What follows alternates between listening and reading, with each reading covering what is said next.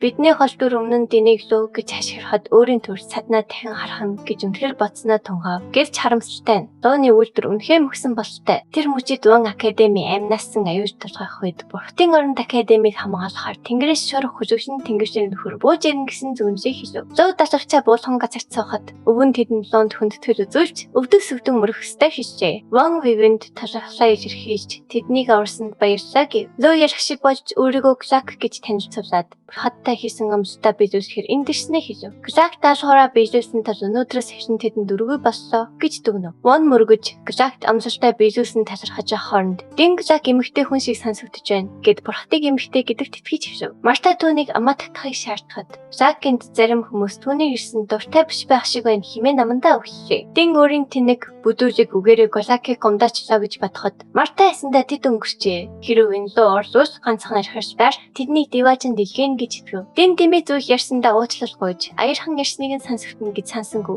хэмээн Клакт тайлбарллаа. Гэвч Дин Клакийг уурлуулаагүй байсан бөгөөд гэрийн харц Клакт хүндэтгэж үзүүлсэн мөрөхгүй байгаарэ дээр тусч түүнээс юу хийж байгаа юм асуу. Яг тэр үед бидний гол дүр өөрийнх нь намийг аварсанд Клакт талархаж байгаагаа хийв. Өөрөөс нь доогоор амтанд мөрөхгүй гэдгээ тодорхой болгосон нь бүгдийг хийж үгүй болгож сандраа. Дин дотроо хүртлээ айж Рэг газуурчж гэж бодож байхад Кайл цогтоход бэлтгийг санууллаа. Гэвч Монк Клак тэднийг амархан тавьж явуулахгүй гэдэгт итгэлтэй байсан бөгөөд Марта тэднээс дугаа нансахыг шаардсан. Залхаж гүйцжээ. Яг тэр үед үс хүндэтгүүлсэндээ хижинсэн Клак тэднийг их зантай хүмүүс гээд хэрэг бүр хаттай хийсэн гэрээ байгаагүй бол шууд зууж алах байснаа хийв. Гэвчрээ түнж сандарсангүй. Клак тэнэн түүний гол асуудал биш гээд яагаад энэ хатыг хамгаалаад байгааг нь мэдхийг хүсэж байна гэлээ. Өөрсөн Вивенрэгээс өөрийгөө хин гэж бодоод байгааг нь асуув. Хүн түүнээс яагаад хариулах ёстойг нь асууж зүрх юм. Тэр мөчид манай хүн улсын юм тайлбарлахаас хорч байгаахаа хэлгээд Рэгээс бодлон шиж чадах эсхийг нь асууж дурсамжийг нь уншихыг зөвшөөрөв. Грэг түүнээс яг хэн болохыг нь асуухад Рэг өөрөө хараад мэд гэж хэлнэ. Сэжиглэнгүү харцаар Грэг түнсөө харж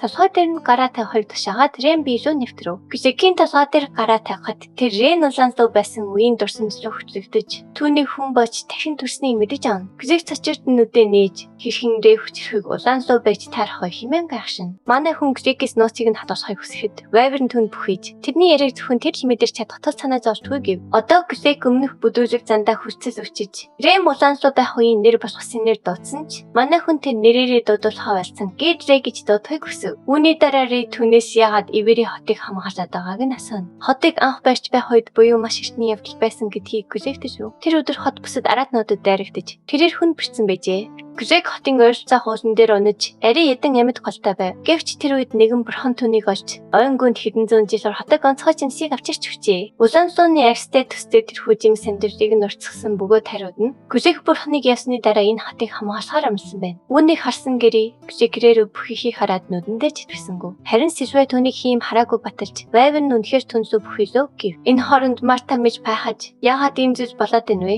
гэж бодно. Сэжиг төрсэн өвөн Ван үнд итгэж чадахгүй. Ийм дахисгүй гэж бодно. Вайверны хэрэгэм зэрэгээс үзүүлж бурхантай энэ зэрэг цагстай атал ягаад Рэйн зарч шиг ажиллаад байгааг тэр гайхаж хацрав. Эмнэлгийн дараах улаан өстэй хүүг үнэхээр зөвмөж нэгэн байж магадгүй гэж та мохно. Нөгөө дээгүүр нар удахгүй зарах гэж байгаа тул шөнөөр тавьсан араатнууд нутаг дэвсгэртэн замч хийшин гэдгийг Грэг дуулахж бүцэх ёстойгоо хэлв. Грэг академиас холгүй өөзөнд амьдардаг төсрээ түүнийг олж чадна гэдгийг хэлэхэд манай хүн тусалсанд нь Вайверн талархав. Вайверн явахаас өмнө Рэйн дурсамжаас харсан түүнийг ярьсан шиддэн бүсгүн тухай техник зүйлийг ичлэв. Грэг түүнийг Рэгийн хайж буй хүмүүн гэдгийг баталж шалгуухан хэлэхэд тэр бол бурхан гэлээ. Манай хүн цэцэвцэн байдалтай байх зуур. Вайверн түүнийг зүг зүгтээ явж байгааг дахин натлав. Хэрэг Рэй тэр даяарсан бурхан бүсгүүдэд уулзвал хайж буй хариултаа олж мэдэж магадгүй юм. Грэг баяртай гэж хэлээд нисэн утасны дараа манай хүн эцэст нь хэдэн шин сэжүүр олж авав. Сүмдих хөшөөг эргэн санаад Рэй ягаад тийм танил санагдсныг ойлгож түүнийг лүү байхад нь асан шиддэн байсныг харав. Гэвч түүний толгойд тэр шиддэн ягаад Вайвернуудыг аварч тэдний зөөгийн өвгийг устгасан бол гэх асуулт ирэлдэнэ. Дээрээс нь хэрэг тэр бурхан юм бол сүмийн хонголд харсан түнд ирээдүйг харуулах шасан тэр аврах болор юу байсныг тэр гайхна. Энд өөр сэжүүр байхгүй байж магадгүй гэж Рэй дүгнсэн тул авнаас явах цаг болсон болтой. Тэр үед Гэри түнлүүгүйж ирээд сая Вайвернтай юу ярьсныг нь асууж түүнд гаргасан хандлага нь ягаад тийм хачин байсныг совсов. Асуултыг нь үүш таан манай хүн шууд гол яриандаа орж Гэрээс Росендийн шиддийн академид цуг очихоор Иверийг орхихыг хүсэж байгаа эсхий асан. Гэри энэ мөчид дэндүү удаан хүлээсэн байсан бөгөөд түүний нүдэнд шийдэн бие гаш төрөлцөв. Овон сүүшийн ирмэгт ирсэн тул дайны төлөө сасар их байсныг манай голдор өгүүлсэн. Хүзэг Баатрууд хүнд хөрөөс ангасж, ердөө гурван авлагч үзтэн хотын тал ховын төр болон хоригч өөртөө агуу аван хот өгөө болжээ. Шинэ өөрчлөлт нь харахой гэгдийн цэвэр цасныхны хөөж гарсны дараа Crimson Wings хотыг хяналтаа асан явж байв. Crimson Wings-ийн өдөртөгчийн хувьд Рэй Хүзэг Баатруудад сонгогдогч бүхнийг энгийн болгов. Тэрээр тэдэнд Crimson Wings нэгдэх гэрээ зөвшөөрч аван дэлдэх эсвэл явах сонголтыг санал болгожээ. Сүүлийн дайралтын үеэр олон хүн Нэсийн Матрамын эсрэг хийсэн Баатарчдыг тузааныг харсан бөгөөд энэ түүнийг залуусын дунд хурдан хугацаанд жигтэй болгожээ. Түүнчлэн хоёр дайралтын яж ашинтанд дээд албан тушаалтнууд юу ч хийгээгүй байхад Crimson Wings-ийн гишүүд Хүзэг Баатруудыг өдөртөж ширүү сөрөг дайралт хийсэн юм. Тиймээс цэсээ хувирсан гэрээ буюу Нэсийг Crimson Wings-ийн өдөртөгч хэдийг дуулаад Хүзэг Баатруудын бараг тал хувин шууд тэдэнд нэгдэв. Энэ хооронд хүмүүсийн тал хувин явахыг сонгосон бөгөөд энэ нь түүний тооцоолсон үр дүн байлаа. Үүний дараа Red Dragon Net ба чагснаас хойш туршлага хөрөнгөлөх хэцүү болж дунд шатны араатны боловч төдийлөн тусалхаа болсныг тунгаан badна. Муушидээс сэрээхүйд Нэсийн төрхийг хормог шидээр хатгалах нь манай тасралтгүй шавхаж манай дуусч эхлэв. Манай хүн гарцлах талаар бодож байтал Сиркей, Ван болон Winford нар түнзүү төхөж ирэн бодлыг нь таслав. Рэй тэднээс юу болсныг асуухад Ван Хүзэг Баатруудын зөвлөмжийн дараа Winford Кеннер асгчдын зөвлөлийн оршигчаар сонгогдсныг дуулах. Ки санаа алдан өөрийгөө асгч болоход хөрнө гэж бодож исэн тул тэнч баяртай биш байсан ч энэ хүнд цаг үед өөр сонголтгүй мэд санагдав. Хэрвээ толцоош Гибби шиг өөр нэгэн гарч ич магадгүй гэж Winford нэмж хэлээд Бернардо болон асгчийн мөхөж өөрөө гарцаагүй буруутай гэдгээ хүлээн зөвшөөрөхтэй гэмсэн харц тодруулав. Рэй түүнээс асгчийг хэн алсан тухай сэжүр болсон уу гэж асуухад асгч болон хар хоёрт Хүзэг Баатрын шархан нэжтэнд өрсөн биш харин түжигдсэн мөр байгаа нь хачин гэдгийг Winford тайлбарлав. Тэдгээр шархан өвчин аюултай байсан бөгөөд биендээ нөр ямар ч гэмтэл бараг байгаагүй гэж тэр дүрслэв. Асгчийн өрөөнд харанхуй гişдийн гişүүдийн цогцос хаа сайгүй байсан тэднийг тулцсныг ижлэгч тэр хүмүүс хүртэл тэдэнд ямар ч хохирол очрож чадаагүй гэдгийг Сиркей нэмж хэлв. Тэр үед өвгөн тэдний итгэдэг хин нэгний отод байгаагүй бол ийм зүйл боломжгүй гэж хэлэхэд Рэй үнийг Гибби байж магадгүй гэж тааварсан. Гэвч Ван үнийг үгүйсгэж Гибби тийм хэмжээний хүч чадалтай биш гэд тэрхүү шархан шиднээс үүдэлтэй тул үүнд илүү том асуудал байна. Химэн санаа зовны. Манай хүмүүний арт матрон байж магадгүй гэж сэжиглэхэд өвгөн үнийг маш өндөр магадлалтай гэж зөвшөөрөв. Хэдийгээр халдан давталгааг цэвэр цасныхан зохион байгуулсан мэт харагдавч хөшигний арт үнэндээ харанхуй гэж бодсыг нь татаж байжээ. Зөв рүү төхөж буй Ван тэрхүү тэгшлөө хар хоёрт Хүзэг Баатруудыг бурхны мөрийг мөрдүүлэхээр илгээсэн гэж таамаглав. Гибби хотод эмх замбараагүй байдал үүсгэсэн ч матрон мөрөө эхнээсээ дуустал огт үзэгдээгүй юм. Winford үүнийг боломжтой гэж үзэж яхад Сиркей хэрэг матрон байсан бол тэр яаж асгчид тийм ойрхон очиж чадсан бэ гэж бодно. Рэй үнийг ажмаар мөрдөх хэрэгтэй. Үнэнний сүл эцэстэн цоож таарна гэжээ. Одоо Winford Кеннер авлагч болсон тул сэсвэ арай илүү 50 байж болно гэж тэр үзв. Манай хүн дараа нь өвгнөөс альбан тушаалдаа буцаж ачигсхийг асууж энэ мөчийг ашиглан тэрхүү бузар дөмөөдийг устгах чадна гэж ядах. Гэвч Ван авлагч байхаас залхсан гэдгээ хэлж үүнийг үгүйсгээд илүү сонирхолтой зүйл хиймээр байна гэж нэмж хэлв. Тэрээр авлагчийн Хамфренаар байсаар байгаар тэдэнд санаалаад тэд дөрөвч төвийг сар ирсэн гэв. Гурван залуу авлагчийн тусламжтайгаар хэсэг хугацаанд тогтвортой байж чадна гэж Ван үзэж байна. Харин тэдний мэдэхгүй зүйл бол авлагчийн аж хэдийн өхөж матрам түүний биеийг эзэмдэн жин шиг зүсээ хувирхан явж бай гэсэн хэдий ч Winford Ван Кеннер түүний итгэдэг хүмүүс тулрээ тэдэнд шууд хандан өөрийгөө Нэс гэдгийг тэднээс өөр олон хүнд хэлээгүй гэдгээ хүлэв. Тэрээр эверент Нэс шиг өдөртөгч хэрэгтэй бөгөөд түнд даах баг хэрэгтэй байгаагаа хэлв. Рэй тэднийг одоо шийдвэр гаргах гэж шаарддаггүй ч дараагийн удаа аванд буцаж ирэхэд зөвлөлийн хүмбэр өөрийн хүсэлтээр Crimson Wings нэгдэж болно гэдгийг дуртав. Winford тэдний хүнд төсөн талархаж үүнийг анхааралтай авч үзэх юмсан бөгөөд Ван өөрийн гайхалтай шаваараа бахархаж хацрав. Тэгээд тэр яг одоо нэгтгэж биш юм байна. Үүний дараа эрхэн Кэрэнээс хэдийн явахаар шийдсэн эсхийг нь асуув. Манай залуу харин авин дүрт байж чадахгүй гэж хариулна. Дээрээс нь тэрс өдрийн тавхин үнэн мөн болон хувийн зарим асуудлаа шийдэх хэрэгтэй байлаа. Тийм учраас тэр олон шидэт академи руу аялахаар төлөвлөж байгаа аж. Ван түүнийг бурхантай уулзахаар олон руу явж байгааг гадарлах үед өвгөн нэгэн цочиртон зүжигдэж шүү. К.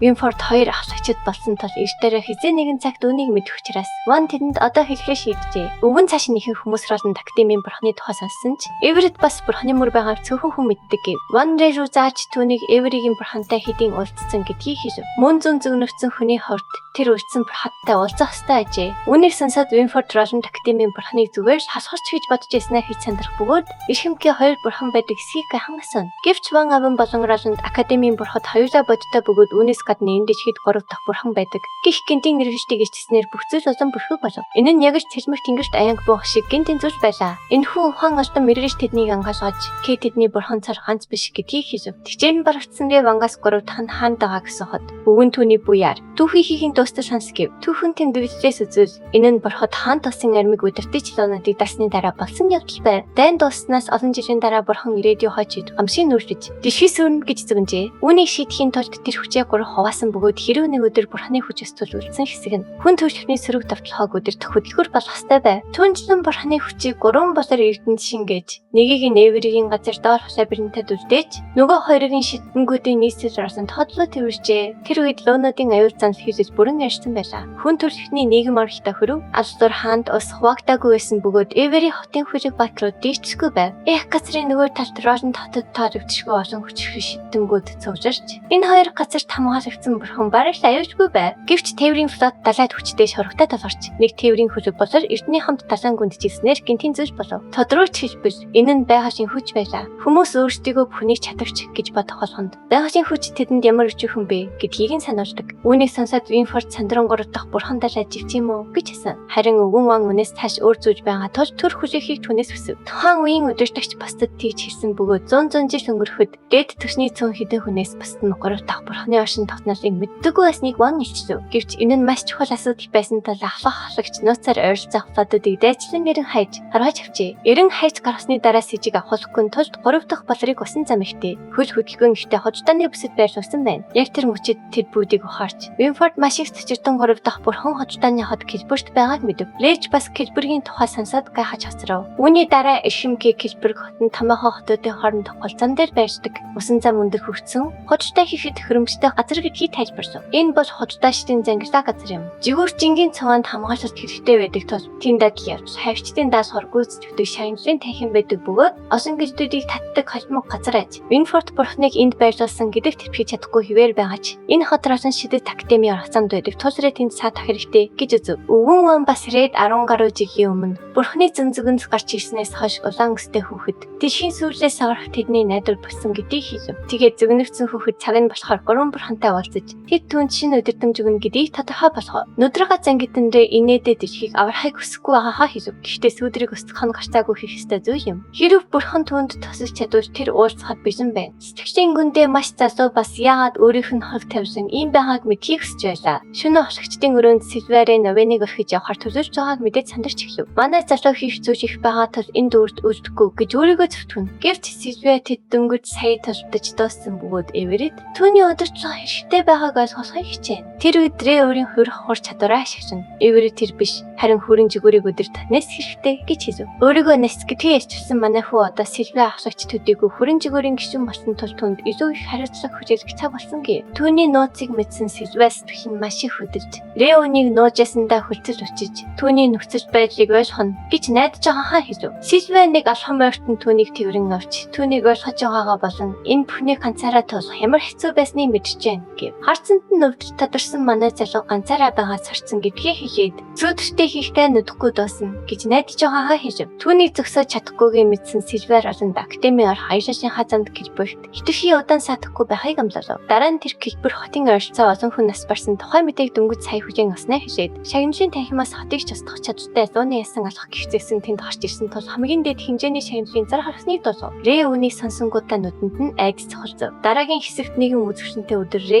Гэри хоёр жолон академи руу явхаар Эвери хотын халууны өмнө иржээ. Винфорд болон тэдний бүх найзууд нь тэдэнд аян замдаа сайн явахыг хүсэж мөнгө тэдний замдаа болгоомжтой байж ямар нэгэн зүйл болбол мэдэгдэхийг хүсв. Тэднийг морио өнөө явах үед Рэ харц өөрлөө нь харж өөр Сильвэтэй толгороо. Түүний нүд битүүхэндээ битгий яваач гэж гуйж байлаа. Түүний нүдэн дэх өвдөлтийг үл тоон тэрээр явах бөгөөд Сильвэ дотроо битгий яваач гэж гуй. Нүлэнс нь хацрыг нь даган үрсэн. Давхиж явах үед Гари яагаад энэ том биетэй жиг дагуулж явж байгаа Грэнээс цаашин өсөөж түүний хитрхи том бөгөөд хитрхи анхаарч татаж байна гэж дөрвөөцөн. Өргөж жигч хүчтэй байдаг Жэ бас хаашаа явна. Тэр тийшээ явна гэж хэлв. Үүнээс гадна тэр авин одоогоор үе төвтэй байгаа тул тэнд үлдмээргүй байна гэдгийг илэрхийлв. Үүнтэй холбогдуулсан нэрийн айшин эвцэд осон аюул толгорно гэж тооцож байгаа бөгөөд Жэ хамт байвал олон асуудлыг шийдвэрлэхэд тусна гэдгийг онцолжээ. Тэгээд дүр зураг ахлагчдын өрөө рүү буцаж Сильвэ түнд лууны ясан асуух зэсгийн талаар хэлэхэд Рэ түнээс энэ нь луунуудтай холбоотой юу гэж асуув. Тэр үед Сильвэ домгоос үзвэл энэ зэсгийг өртөн лууны хүчиг баатар ашигладаг байсан бөгөөд үүний дууны нурууны ясаар хийсэн гэдгийг хийв. Тэрээр цааш нь хэлэхдээ уг зэсгийн хүчийг хараахан бүрэн гараагүй байгааж олон тосгонд хэдийнэ асрыг хохирж очруулаад байгааг бодлоо. Түүн зэсгийн зургийг үзүүлэн Сильвиа түүнээс хэлбэрт хитрхи удаан садахгүй байхыг амжуулахыг хүснэ. Түүнийг санаа зовход Рэй тэдний хүрэх газар олон академи тус хэлбэрт ертөнийг хонно гэж тайвшруулв. Дурсамжаасаа сарсан манай залуу авчирсан зэсгийн зураг руугаа харна. Сильвиагийн өгсөн амжилтыг биелүүлж чадахгүй шинжтэй байгаа дуушлал хүсв. Гинтрээ ямар нэг зүйлийг мэдэрч Жэч ямар нэг зүйлийн үнэрийг авав. Манай залуу одоохондоо үнийг үл тоохыг тэднээс хүсэхэд Гэри хотын барааны үн яагаад цайхнаас өссөн шалтгааныг хоцтойчд гадагшгаарч бараагаа татхаас айж хатай холбоотой гэдгийг ухаарав. Модон дунд нуугдж буй тануучид өнөөдөр азтай байна гэж бодно. Гэвч тэдний нэгэн тэднийг анзаасан байж магадгүй гэж сэжихэд багийн өөр нэг гишүүн ийм зайнаас тэр тусмаа 3 жаахан хүүхдэд анзааравдах ямар ч боломжгүй гэдэм багийг нэцав. Тэгээд тэр залуужийг би хамгаалагчаар явж гин гэж үзээд эхлээд тэр том биетийг замаасаа зайлшуулахаар төлөвлөж байгаа төс гишүүдтэй бишин байхыг тушаав. Нөгөө талд ямар ч хууршгүй царай хасрээ. Гари хоёр бүгдийг сонсоод байх шиг бай. Сонсголын тасгал сургуулиалтын ачаар дэрэмчид бүгдөө ирж байна. Манай хүн гүнзгий санаа алдаад тэрнийг төвлөрөхөөр Сильвиад энэ замыг цэвэрлэх хэрэгтэй мэддэг гэв. Хэдэн хормын дараа дэрэмчид модын дээрээс өсрөн атлаас тавтаж Жэжүү хамгийн түрүүнд сэрмээ зөрүүлв. Гэвч энэ том залууд ямар ч нөлөө үзүүлээгүй бөгөөд тэрээр ажиршгүй үлдсэн дайснуудыг айдас татуулав. Яг тэр үед Жэ өөртөөгөө яг адилхан сэрмээс авсан гаргашаа. Тэгээд ганцхан далаачтаар бүх дэрэмчдийг хийсгэн шидэж тэдний толгой дараа самбод нэргв. Жи хүчтэй өрсөлдөгч олдохгүй байгаад өөдцөн дацуур. Бусад ноошнууд нь гэрэг байлхон. Энэ хүүхэд хамгийн сар харагдаж байна. Эхлээд үүнийг унхай химэн өгсөн. Энэ нь хөөрхий залуугийн өөрийг барьж уурсандаа шүдээ зохот хөргөв. Тэр залуус өөрийг нь 50 байсахгүй байна гэж Гэри хэлв. Тэр тэдний зөө өвхийн харцаар харж яг одоо бүслүү нөшөөж гэж байгаа мэд нөрөө өрчижв. Базамжийг ашиглан рай биеийн хүчийг гарган тэдний нэг рүү хүчтэй өршөвдөж нөгөө новшиг нь хамраасан цас гүтэрт хүчтэй цөхөв. Өвцөндөө орилсан залуу энэ жижигхэн улаан өстэй хүү яагаад ийм хүчтэй байгаад шоконд оров. Амийн алтхаас айсан гон шигнсэн дэрэмжид сайн гихчин жанчуулаад цогцсон бөгөөд Жи тэднээс дараагийн удаа илүү хүчтэй хүн дагуулж ирэхийг шаардав. Сүүлд нь нар жаргахт хөж байхад тэд Габборо хотод хүрч тэнд хонхоо шийджээ. Тэд Оошин газарт орохдоо хин нэгэн өөрийн баатарлаг мөчүүд болон дунд төгсний мангасыг алж асан. Арадны болрынхоо тухай эрхийг сонсов. Райны харц танил хүн дээр төсөхөд тэрээр төр зогссон бөгөөд тэдэн өмнө нь ойд нэсийн дүрээр уулзжээсэн. Арадны базарт тухайн ирсэн бяцхан аяж очид болох тафи Кинди хоёр бай. Оошин газар дотор Рай эзнээс өрөө асуусан боловч эзэн нь таагүй харцаарч толзож өрөөд өрсөн тул өөр байх газар хайхыг хийв. Гэри уурсан гадны хаяг дээр хоосон өрөө байгаа гэж бичсэн байгаа хэлсэн ч тэр залуу улаан өстнүүдийг хүлээж авахгүй. Энэ нь үйлчлүүлэгчдийг нь үргэн гэдгийг тодорхой болгов. Жи ширээ цөхөн тэднийг дэндүү ээлдэг загинжээ хэмээн уурсан ашиграв. Гэвч манай хүн тэднийг өөр газар очиж болно гэд түүнийг тайвшруулв. Гинт тэм буудалд байсан нэгэн залуу жин гар дээрх тэндгийг таньж тэднийг Крисенсен Винсийнхэн гэдгийг мэдэв. Зарим нь гайхаж хооронд тэр залуу тэднийг өмнө нь Эверет имч замбараагүй байдал үүсгэсэн гэдгийг хичээж. Тэгвч байтугай өдөр төчийг нь хаашид хэрэгждэг. Хөсгүүдийг гэрээнд гарын өсөг зархыг албаддаг. Хэрэг хэнийг нь даахгүй бол цааслуулдаг гэж буруутгав. Тэдний ямар хүчрхэг болохыг мэдээд хүмүүс мэс гайхав. Тэгээд тэр залуу тэднээс болж 3 хошигч нас барсан гэж дүгнжээ. Яг тэр үед гэрээрээ хандан орсон цэвэр цэсний гişүүд түүний тохиолн цог яриа тараасан болжтэй гэж юмлээ. Гинт хэнийг гэргийн нүрдүү бас цацаж түүнийг өөрсөлөн хин үнийг хийснийг асуухад хүргэв. Тэр нь тэдний хотоосоо гарахыг харуулсан тафи хүү байж таарав. Тэрээр Крисенсен Винсийнхнийг энд хүлээж авахгүй гэж хэлсэн ч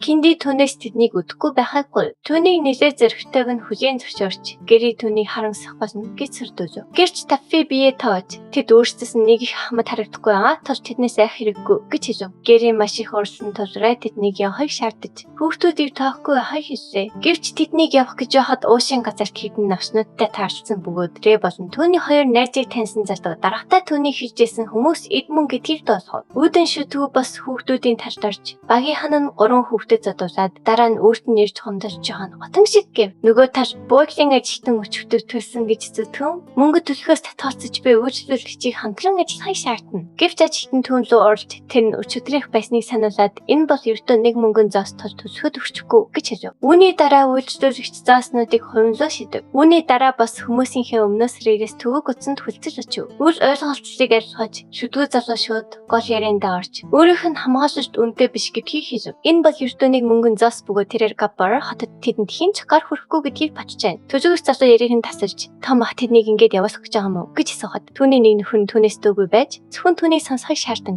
Том ахыг Крисмсэн мингсийн тул дүүмийг дагах ёстой шив. Дараа нь бас муухай шүтгүй инээн сэвлэл тодруулж залуус талтаа гарах боломж олохоор шийджээ. Тэр залууг өөрийгөө Крисмсэн мингсих гэж хэлхийг сонсоод гэрээ. Чи хоёр итгэж ядсан харцаар харсны эцэс чангаар инээж хэвсв. Гэрээ илгээ хүртэл инээж Райтер торхтой мөнгийг замын зарчлагч үлдэхийг санал болгов. Тэдний инээхийг харсан хатсан залуу уураа барьж ядан өхийн хүсээ юу гэж асууж том ах нь нээвэр идэх цэргүүдэд мэдэгдэж тэдний бүгдийг нь устгах холондыг сүрдүүлв. Үйл явдал усамж чинжиж эвцэгтэй мөч явж байна. Дараагийн хэсэгт бүх зүйл эргэлт хийн. Дараагийн хэсгийг бусдаас төрүүлж хамгийн ихэнд үзхийг хүсүүлж эцэцэн дэх төрийн банкны даас руу 5,000 төгрөгийн хандив хийгээрэй. Тэгвэл дараагийн хэсгийг тань. Нэн даруй гаргаж өгье. Таалагдсан бол лайк дарч, сувг сумын заавал бүртгүүлээрэй.